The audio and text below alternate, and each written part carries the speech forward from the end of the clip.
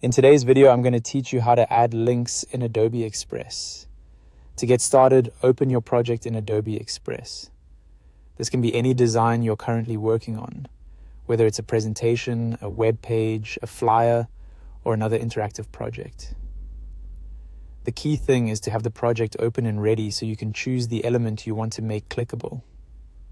Next, select the item you want to turn into a link. In Adobe Express, this could be text, a button, or even an image. Just click directly on the element you want to use.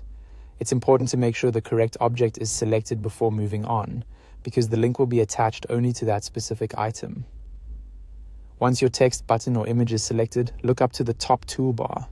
Find the More button and click it to open the drop-down menu. In that menu, look for the link options and select it.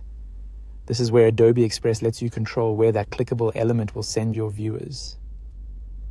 After you choose the link option, a field will appear near the item you selected. At this point, Adobe Express may show suggestions, including the option to link to another page within your project. This is useful if you're creating something with multiple pages and want viewers to navigate between them easily. If you'd rather send people to a website or another external destination, you can simply paste your own link into the field instead.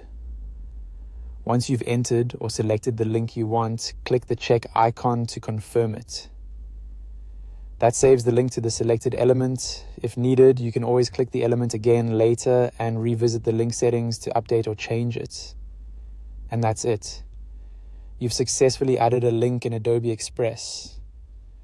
As a quick tip, it's always a good idea to double check that you selected the right element before applying the link, especially if you're working with layered designs. Also, if you're linking text or a button, make sure it's visually clear to viewers that it's clickable.